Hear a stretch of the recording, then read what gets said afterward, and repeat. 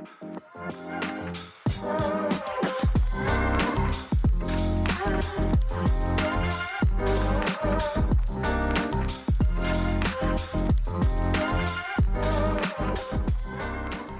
and welcome back to Moving Up Podcast. We're still on the road in the heart of a Premier Inn, somewhere in Woking, which is quite nice. I'm enjoying it here, Josh. How are you finding it? Well, I'm finding that I'm still not Alfie Walker, unfortunately, for the many Moving Up fans who miss him dearly. I think we all do. Rest in peace. He's not dead, he's just seen Katy Perry. And didn't he see ABBA Voyage the other day as well? Lucky git. Stay tuned to episode 85. I think he said he's going to review both the Katy Perry concert and ABBA Voyage. So I'll be counting down the days to hear that. I need the Katy Perry review. I need the Katy Perry review in my life. That's why people have found this film podcast for Katy Perry concert reviews. Of course, as we all know, it's taken us long enough, but finally at episode 85. We'll deliver. You'll get into the nitty gritty of what how good a Katy Perry concert is. Sorry, I stumbled over my words there. Or how good a Katy Perry in space could actually be. I mean, I don't know why she did that, but anyway, that's old news. It's old news. It's time to talk about new news, which is kind of intrinsic with the definition of news. But anyway, back to the LFF films we saw yesterday. It was a mammoth day yesterday at the LFF. I saw 5 films in a day. You saw the latter 4 with me. I did. Let's go through the day chronologically, I suppose. Yeah, I think that's probably the best idea. So, good old Mr. Barlow. How was And Sons? And Sons, yes. This film is a strange one.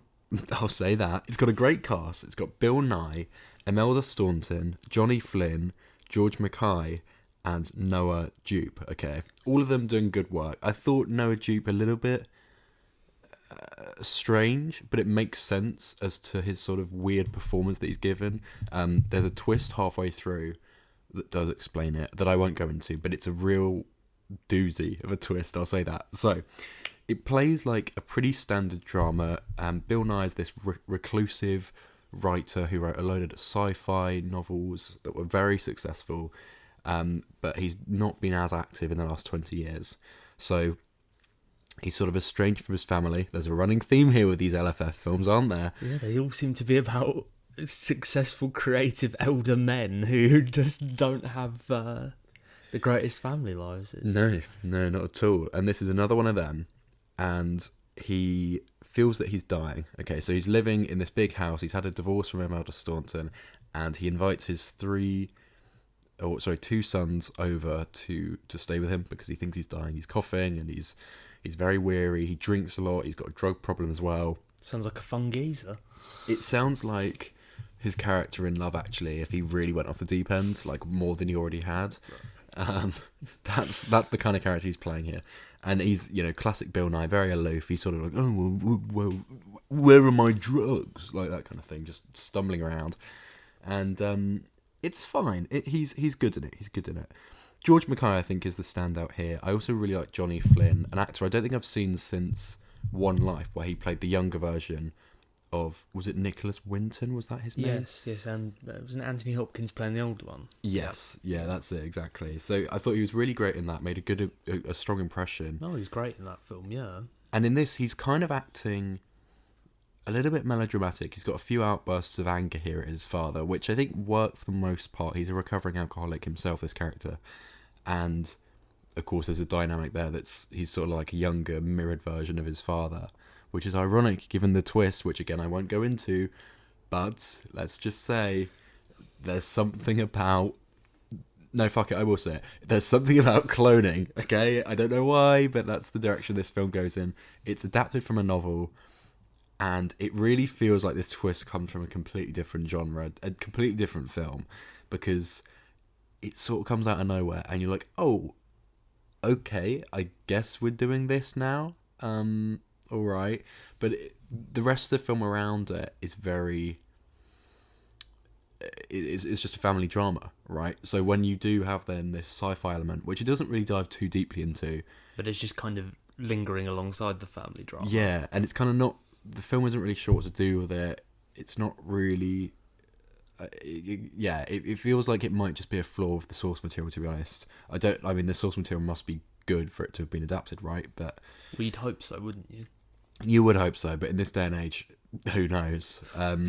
I'm not going to go out and read it. I think I've had my fix of this film and this story, but it's quite interesting, I suppose. I saw it as a press screening at 8:40 in the morning, which was Do you reckon that helped your level of enjoyment of the film, or maybe I definitely felt alert for it. I think I was maybe more lenient and more open to it, even though it is such a batty idea. Gotcha.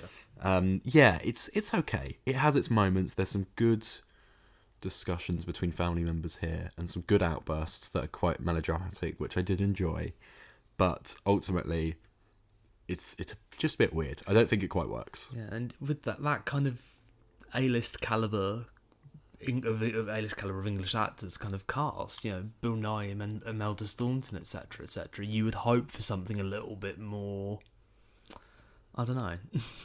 Yeah, they kind of a little bit more substantial, I guess. Exactly. From what you're saying, anyway. Yeah, no, I agree. It's weird. I think had the twist not happened, it probably would have been quite good, because it almost doesn't even affect the plot that much, which is even stranger because you think it really would. But it sounds like a key plot point to me. Yeah, but it's very weird. I think it would have worked better had his sons been totally different from him, because of the reason that he clones himself is like so that he wants to see himself become a better person. And I'm like, well, you've already kind of got very, very similar kids that you've ruined yourself. It's just a bit of a weird situation. I don't think his motivations quite make sense, and the film isn't very interested in quite exploring them beyond the surface level. Anyway, so that's Anne's Sons. I don't know when it's coming out. I don't think there's a trailer for it yet. But it sounds like it'll be coming out, if it's premiering now, probably some point start of next year, probably, I'd have thought. Yeah, something like that. If But you see it on, then maybe check it out if you're curious. But I don't think it's a must watch. I imagine it will by be any probably stretch. showing on British telly at some point on a bank holiday or a Christmas or whatever. Yeah. For anyone curious. Yeah. But going from one slightly middling book adaptation to an absolutely tremendous one, the new Chloe Zhao film Hamnet. Yes. So Chloe Zhao, hot off the back of Eternals. In fact, no, that was 2021 now, isn't it? Good God. Right, So right after her Oscar win for, I think it was Best Picture and Best Director for Nomadland. yeah, that sounds about right. Yeah, I'm kind of glad you took time from the Eternals to go and work on this, because this is so much better, so incredibly, more profound and interesting. It's got two phenomenal performances from both Jessie Buckley and Paul Mescal, who are both so hot right now. It feels like a bit of a return to form for Paul Mescal, because I don't know if you found it, but I found he was a little bit wooden in Gladiator 2. It didn't quite feel suited to his talents. This is about survival. Survive. It just felt like, to me watching it, it's like, you're great in dramas, Paul, but maybe not quite for a film like... Give me the head of the emperors. Oh no! Give me the head of the general. That was that. Yeah, something like What can I give you? Oh, God. Man, what a movie. What a movie. Yeah, Hamnet is great. It's an adaptation of a book, as you said, which basically documents I think it is a true story, right? Kind of true, kind of not.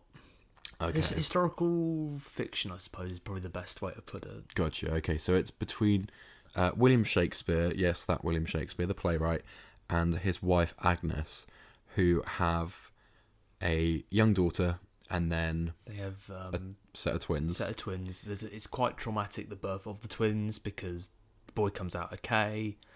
The daughter is initially believed to be stillborn, I believe, wasn't it?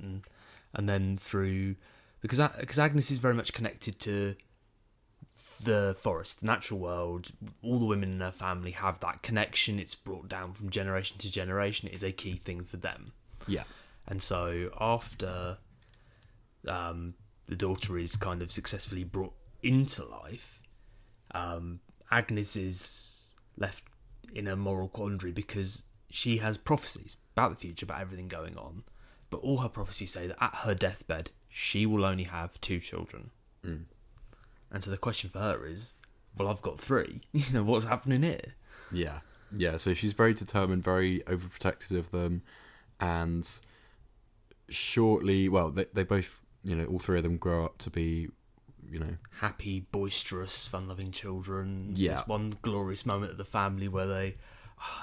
this isn't really a spoiler, or it kind of is, but they reenact or enact one of the scenes that would eventually become the Three Witches in Macbeth, Yes. which was a lovely touch, I thought. Yeah, that was really fun. One of the, really funny. And Because any film is Shakespeare very- any Shakespeare fans, there is a lot of those kind of nods throughout the film, so you'll be like Yeah. treating it like cameo roles in the Avengers, kind of. Yeah, literally. It's a very charming film, I think, at times. And then it obviously, about the halfway point, the bubonic plague comes into play, which, the Black Death, obviously, your survival rates of that are pretty slim indeed. So you've got William Shakespeare, Paul Mescal, going off to London very, very often, not really seeing his kids grow up, not always being there. Not spending time with his wife, who at points almost is crying out for that attention from old Bill, but... Yeah. In fact, a layman could look at this and say, isn't this another film about a man who's good at his job but is now too involved with his job and doesn't have a good home life? Isn't this another one of them? I wonder. Not another one. But no, this one is definitely head and shoulders above the other ones we've reviewed so far, I would say. So the youngest daughter falls ill, whose name is not Judith. That's the other one. No, it is Judith. I'm pretty sure. Cause I'm pretty sure the older one was Susanna, wasn't it? Yeah, oh yes. Yeah, you might be right there. Yeah. Sorry, it is Judith. So, yeah, the girl twin falls ill with a bubonic plague. She's not looking too good, and she has a very deep connection with her brother, with her twin, as often twins do. Yeah. And so the boy then, Hamnet, obviously the titular Hamnet, creeps downstairs one night and sort of is like, I give my life to you. I'll go to trick death. They go into like, quote unquote, swap places, and he's like, he then just comforts her through the night and sleeps in the bed with her. And cut to the next morning, and she seems to have recovered, but he has very much deteriorated. And then you've got this sort of moment where, moment of elation where you're like, oh my gosh, she's recovered, when she really didn't look good at all. But now he has taken her place and is like, great, now we've got to really, fight and muck in and try and save this boy's life. And I mean, Agnes's reaction throughout the whole thing is absolutely heartbreakingly guttural, just pulling the grief from the depth of her bones. It's and you feel it through the screen. It is. I mean, I'm not ashamed. I cried multiple times during the film, and at that point was one in particular because you felt it through the screen. You felt her pain. You almost shared in it as a communal experience with the audience, which is. I mean, it's great to feel that connection, but also it's awful to feel that connection at the same time. Yeah, it was a real tough watch. Very, very sad. As you said, guttural is totally the word. I mean, I'm not one for making performances sound too ethereal, but I really thought this was like a seismic performance from Jessie Buckley. Just incredible. I would argue one of the best we've seen in the last couple of years. Yeah, alongside Lily Gladstone, Killers of the Flower Moon. I thought similar kind of ballpark. Yeah. Good point. Power. Good point. Yeah. Yes, and of course, spoilers. I guess. Well, it's not spoilers. It's the point of the film. Hamnet doesn't make it through, and the film goes from there. And it then becomes something about how William and Agnes have to get over their grief somehow, and for William, it's through his plays. I think for Agnes, it's kind of more a case of losing her ability to see prophecies and such, not trusting in her visions, because for her, my daughter is sick, and suddenly my strong son is dead, and it completely tips her worldview. Yeah. Just such a powerful film. I don't think we need to reveal anything else about it. It's just go and watch it. The ending is wonderfully cathartic, I think. Yes. Yeah, definitely. Noah Jupe in there again, Yeah, in a yes. much better performance. Oh god, I must say. I was actually thinking, who is this guy? He's tremendous. Yeah, we won't spoil what he does in the film, but Yeah, fantastic. In fact, his younger brother, whose name I'm blanking on, let me quickly find that. Jacoby? Jupe? Jacoby. Yeah, yes, yeah, it is. He plays Hamnet, so In a superb child performance, Yeah. Initially, when he's on screen, he's very confident. You can tell he's been thrust into acting school from like the age of 6 months, and he is. I thought initially, a bit. He's kind of doing too much here. He's very cocky. As it got into the meatier parts of that role, he fully kind of grew into it. Yeah.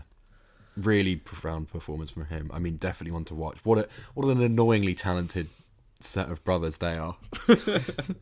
Wish I'd have that much talent, eh? Yeah. Gosh, yeah. How dare they?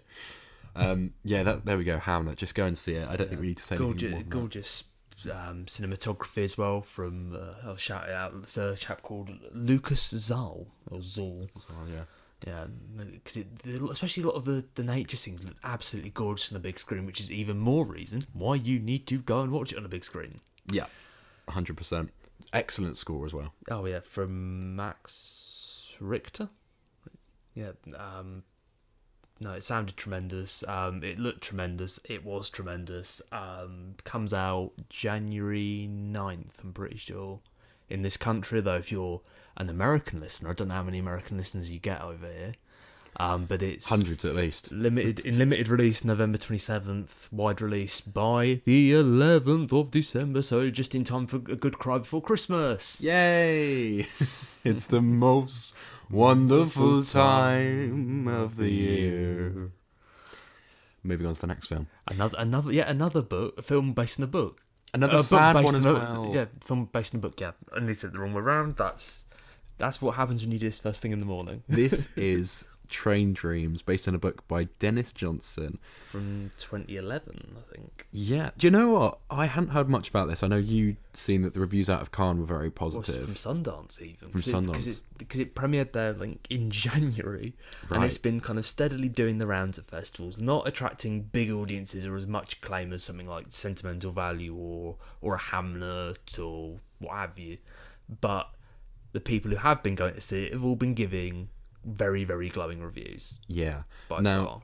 While I did shed a few tears in Hamnet, I've got to say this equally got me. I don't know if that's a hot take, but sitting at 98% on Rotten Tomatoes, I thought it was a really beautiful story. I didn't cry during Train Dreams, but I did come close a couple of points. So it all revolves around Joel Edgerton's character, Robert Grainer, who is a logger in the sort of early 1900s. World War One's on. He's got to chop down Wordsworthy's crews and occasionally doing bits for the railroad. Yeah, hence the train. Yeah. And the dreams, because this man sleeps. He marries Gladys Grainer, played by Felicity Jones, who meet outside of a church service quite early on in the film. Yes, yeah, quite right. And they are a beautiful couple, very happy. But again, he's got to work long seasonal shifts where he's away from his family for a long time.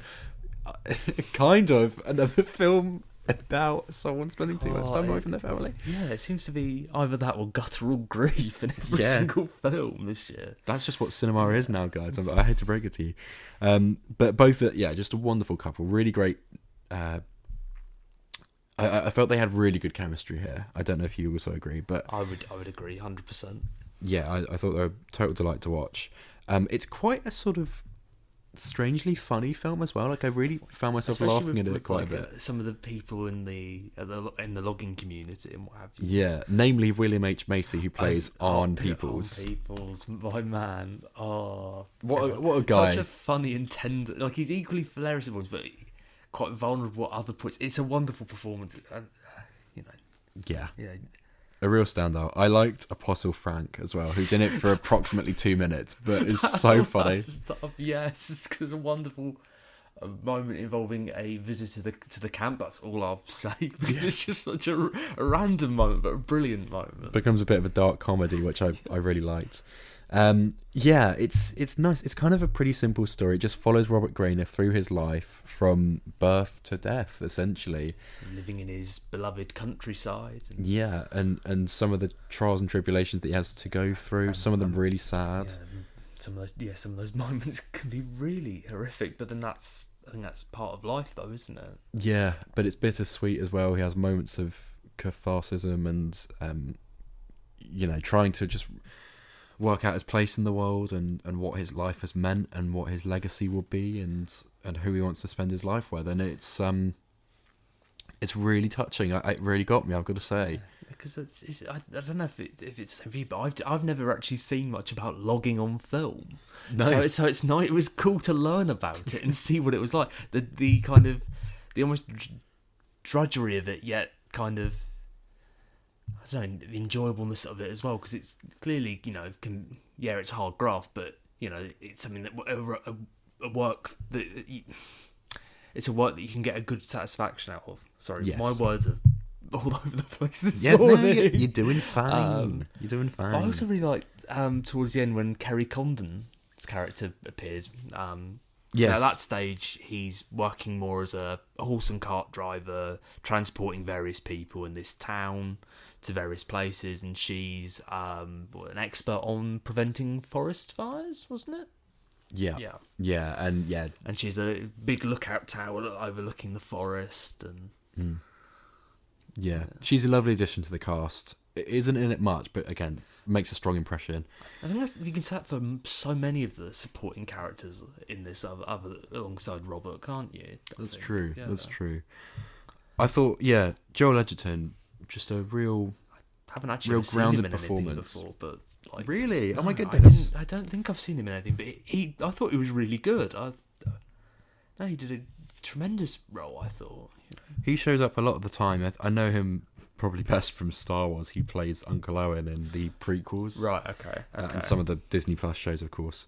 But he's really great. I mean, I don't think I've ever seen him do a bad performance. He's one of those actors, a bit like Stephen Graham, I would say. Right. Okay. Yeah. A bit of a British sweetheart who just shows up. In fact, is he British? He might actually be. He's not Australian. Oh, he is Australian. Oh no. Well, it's part of the Commonwealth, isn't it? Surely. Yeah, close enough. It's worth saying for fans of Sing Sing from last year that the co-writer of Sing Sing directs this, and I think the director of Sing Sing co-writes this and produces it. So that's good to know, I think, for fans of Sing Sing, although I don't think it quite is as good as Sing Sing, but that's like trying to say Jaws isn't as good as Schindler's List. So, bless you. I'm so sorry. You can tell this is an uncut bonus episode. We're just keeping all the ugly sides of podcasting in there. That's Train Dreams. Have you got anything else to say on that? I think for me it's a real heartwarming adventure. I want to commend that amazing shot at the beginning of the film where the camera is kind of locked on the side of this tree as it is coming down, so you are watching from the perspective of the tree the trunk falling. There we go. There we go. It sounds like quite a boring shot, but it is quite fun to look at. But it looked great on a big screen. It did. It was a gorgeous looking film. Again, like Hamnet, really captures the natural world beautifully. Yeah, definitely. Then we move on to Sirāt, but before we do, your favourite film of the festival, Frankenstein's Gala, right, was starting about 15 minutes after the start of Sirāt, which also had the director and writer there. He came and introduced it. Yeah, seemed like a pleasant guy. Seemed like a lovely guy. Totally fine. But when you'd rather be taking photos of Oscar Isaac, Jacob Elordi, and Mia Goth, it was a bit of a shame to have to leave to watch Sirāt on the BFI IMAX screen, which you've never been to. So how did you find the IMAX? In my defence, I assumed, like in most cinema screens, that the seating was slightly further back. Now, I've never been in there. I did not know how big the screen was. And we were like, 2 rows back, 3 rows from the front? Yeah. And as soon as we got in there, I was like, oh no, what have I done? Okay, so they're setting up the red carpet. We can hear drums and drills. Whatever that is. They're definitely drilling something or another. We're on the quest for Oscar Isaac. We will find him. We will appreciate him from a distance. Go, we love you, Oscar. We love you, Oscar Isaac. You were brilliant as Poe Dameron. We love you, Llewyn Davis. Okay, update. I just saw his ear as he walked past. He's real. He's real. I really wanted to get a great photo of him, but that's such a shame. And all for Sirāt. God damn it. That's so unlucky. We saw Mia Goth, we saw Guillermo del Toro, David Bradley you spotted as well. David Bradley, Charles Dance. Yeah. What about with Josh O'Connor? I know, but Oscar Isaac is he's the pinnacle. I can at least say I've walked on the same bit of road as he walked on, I guess. And we probably crossed the road behind Jake Belordi's van, so I mean that's a claim to fame. It looked like he was in there, although it could have been anyone, really. No, for the purpose of the podcast. Oh yeah, definitely Jake Belordi. That was Jake Belordi. Yeah. And we let him go. We graciously let him get in front of us. Yeah. Because he was letting us go, but we're like, no, go on, Jacob, go on. You first, my friend. And he leant out and he gave me a kiss on the cheek. All true. Yeah, and then Florence Pugh came and gave you some flowers. Yeah. And confessed her love to me. Anyway, we went to see Sirāt, which is an experimental film, to say the least. Somewhat, yeah. A film of two halves, all about rave culture it was in the Moroccan desert. and minefields, I guess. Of minefield, yeah. Well, so the basic plot of it is there's a father and a son. They go to this rave that's sort of deep in the mountains of Morocco. They're searching for Ma, who is respectively daughter and sister to the pair. She vanished months ago, but she likes to attend the raves, or used to like to attend the raves. So they turn up to try and find her. They pass around leaflets of her face. Nobody knows who she is. But they decide to follow the core group to the next rave, which is meant to be in the desert. And so they end up kind of with this strange community of people, I think it's fair to say. Yeah, they're all kind of down and outers, don't seem to have a job. Also, in the background, World War III has broken out. Seemingly, yeah, So I think. That's something as well. Yeah, it's kind of all it is to it, really. I mean, it's very loud. The music is pretty much constant throughout the whole film. And then it's sort of punctuated by these scenes of not shock value in the way that perhaps someone like Yorgos Lanthimos would do it, but just real unexpected plot developments, like characters killed off in really random ways that aren't very satisfying or make all that much sense. Totally out of left field. Yeah. Yeah. It's a real experience watching this one. I think people enjoy this for the most part. I mean, it's certainly not for me. Yeah, lots of kind of. I see a 1.5 star, but I think that's you. Yeah. What's the top review on Letterboxd for it? What did they say? I'd like to know what the people. Half a star. That is in Spanish. I can understand part of what that says. Right. Okay. Well, I see the word película, which is film. So okay. There's a 4 star for the amount of anxiety I had for the dogs in the movie. Sure. Yes, I'd agree though on the dogs bit, especially one particular point. Yeah, of the two dogs that started out with the poop. That's all I'll say. Oh yes. Oh no. Well, I fell asleep through that bit, but that's the other thing to mention that's crucial. You and I kept drifting in and out of sleep. Parts of it, which is just baffling because bear in mind it's about raves, so a lot of the film is boom, boom, boom, yeah. boom, boom, boom, boom. There's almost like no dialogue in this. That's what amazed me. Which for what it's worth, a positive in the film's favour. The sound design of it, really puts you in the rave. You feel like you're there. It kind of captures what it's like to be at a rave very well, I think it's fair to say. But the trouble is for me, I kind of would love to have seen more about what draws people to get a part of rave culture, what it means for the people to be involved in it, why they want to be involved in it, what it does to their lives. And it would have been nice to see that alongside, the father-son trying to find their lost daughter. I think, more than what we necessarily got, because whilst you kind of got a bit about the father and the son, the people they travel around with, they're like at the odd name, but other than that, you don't get a sense of them as people, really. No, it just all felt a little bit pointless. The way that the film ends is very like just a massive shrug from me. I mean, very anticlimactic. Yeah, it's like nothing really matters, nothing really means anything, which makes me think. I mean, there's that quote at the start of the film that basically makes it sound like it's like the journey through hell. Yeah, or like the journey through purgatory between life and death, that kind of thing. Which I guess, if you're being optimistic about it, makes the whole thing fall into place, man. But to be honest, I wasn't on LSD and I'm not into rave culture, so I didn't enjoy this. No, but I'm not either. But I would like to see what it's like. Get a sense of because I think films can LSD or rave culture. Rave culture. Okay. I think because films can be a great gateway into learning about this stuff. Like. I love LSD can be a great gateway drug, apparently. I love the film Boogie Nights. It doesn't mean I want to be a porn star, does it? Like a bold thing to claim in my Premier Inn hotel room, Josh. Okay. Yeah, less about that kind of prowess and more about the prowess of Josh O'Connor as a criminal in the Mastermind. Yes, what a transition! My God, I knew I could do it. Yes, you should do a podcast, mate. Oh, the Mastermind. The world needs another white man doing a film podcast. This is the second film I've seen with Josh O'Connor in this LFF. First being Wake Up Dead Man, of course, which he is an absolute standout in. 10 out of 10 performance from that. In this, he is much more quiet, much more reserved. Perhaps the Josh O'Connor that we recognise more from red carpets and outside and press junkets. It's a very, very stripped back kind of affair. Yeah, he almost has like next to no lines as well. It's more just his glances and his looks and his sort of smirks. His presence in scenes, in rooms, in environments. Yeah.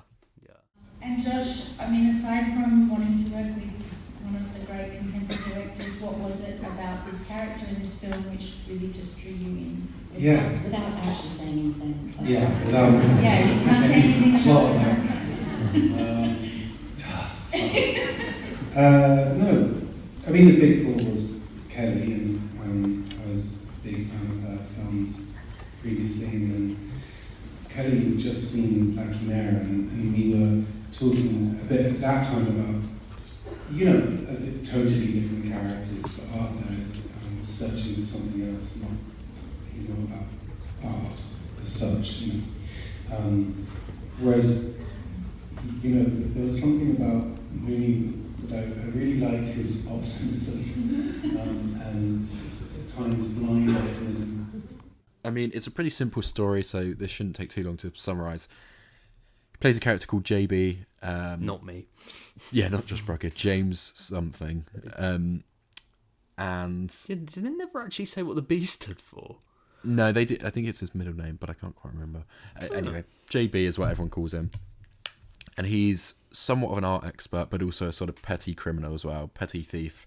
He's got connections, and he decides to pull off this heist where he steals in broad daylight, very badly, 4 abstract gallery paintings, right? Yeah, by hiring these 2 guys to do it, one of whom's kind of a bit of a live wire, bit of a loose cannon, which ultimately does not pay off in Josh O'Connor's favour. No. So and then the rest of the film is him trying to keep hold of the paintings, trying to hide them in places, and shake off any loose ends, I guess. Which ultimately doesn't work out for him, but it's a fun sort of. It is playful. I think it was very dry. I think that's what I quite enjoyed about it. It's very slow. It's very, you're very kind of just observing this character, which I think is what the director is known for, right? So yes, she is. That's not a huge. Kelly Reichardt. That's it. Shout her out. Yeah. I thought this was interesting. I'd like to check out her other films. I really think it's held together by Josh O'Connor. Alana Haim plays his wife in this film, she's not really in it all that much, is she? Yeah, a little bit wasted, some have said. I probably agree with that. I think she's a great actress in things like Licorice Pizza, but yeah, unfortunately not in it a huge amount here. You've also got John Magaro, who pops up in things all the time. He was in September 5 this year, and I think he's in One Battle After Another, although he's been removed from the cast list on Google. Well, unless it's just someone who looks a lot like him, which is a distinct possibility, but also is very good in Past Lives. Yeah. Of course, Past Lives was so good. And he's in Materialist as well. Past Lives, one of the best films the last couple of years. Yeah, definitely. I think I mumbled that, but Past Lives, one of the best films of the last few years. PSA. PSA. I'll go on the record on that one. Have to. Stake my life on that flag. Yeah, I enjoyed The Mastermind. It was a little bit sleepy, a little bit too quiet. I would say it needed a bit more zippiness to it. I mean, the score was good. The score had a lot of that zip, and I think the score was carrying a lot of that weight at points. Yeah, but then sometimes it would kind of, come in and out very frequently. I like a bit of jazz, so I did enjoy the score, but I think I would have liked this to have been just a little bit more quippy, perhaps a little bit funnier. Maybe that's not what the director was going for at all, and that's fine. But as it stands, I found it to be, unfortunately, a little bit boring in places. But I thought the ending was really good. That sort of like won me back. I was like, okay, I see what you're trying to do. It's just a bit of fun. Don't look too deeply into it, I suppose. Yeah, it did feel a bit random. One particular point towards the end involving an old lady. Yes, yeah. I don't know if I should elaborate further on that or leave it as is. Yeah, leave it there. But that just felt a bit like, okay, right, why? Right. It's sort of just a series of unfortunate events that play out to Josh O'Connor. And if you're going to see anyone go through unfortunate events, Josh O'Connor's at the top of that list, right? And to give him credit, he carried the film very well on his shoulders. Yeah, I agree. I agree. There we go. We've flown through that in just over 30 minutes, which I'm quite proud of, to be honest. Which is good because we've got a train to catch to go and see Frankenstein. And Is This Thing On? With Will Arnett, directed by Bradley Cooper, on the life of... Based off of John Bishop, of all people. Which is really random because, they've moved it all to America, so it's like, what? Hang on. We were doing Will Arnett impressions yesterday, weren't we? And in Arrested Development, where Michael Bluth goes, I don't have time for your magic tricks. He's like, illusions, Michael, illusions. You don't have time for my illusions. I trigger something a whore does for money. And then he looks at the kids that are standing right next to him, and he's like, or candy. And it's so funny. What a great line. It took me way too long to remember that Will Arnett was BoJack Horseman. Yeah. For my own good. And Lego Batman, of course. Oh, it does a bit of everything. You know what I always quote from the Lego Movie, which is a real niche, deep cut of the film. It's not even in the film, actually. It's from the gag reel that they did on YouTube, which I think you can probably still find. But it's when they fly the Batwing into the sun. Yeah. At the end of one of the scenes, I think when they're escaping the Wild West.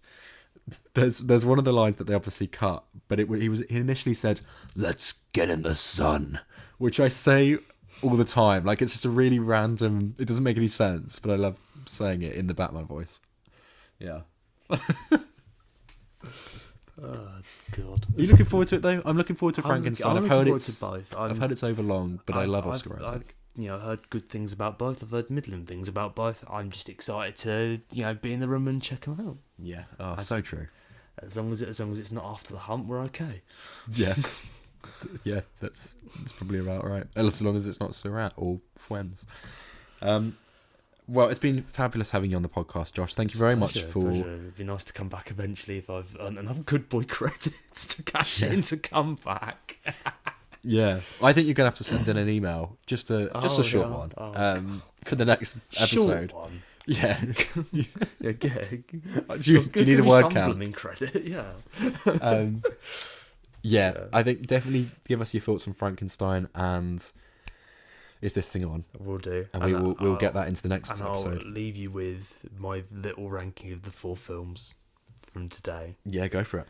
So in last place, not surprisingly, we have Sirāt. Yeah. Then The Mastermind. Then shoots a bit up the tree to find Train Dreams, and then of course Hamnet is the number 1. When both Hamnet and Train Dreams come out, please, dear listeners, please go watch them. I've asked nicely, so now you have to. Sorry. Yeah, that's the way it works. Yeah, that is just how it works. Amazing. Well, thank you once again, and let's pack up this shit and let's go and see a film. Time to bounce, bitches. Bye. Perfect.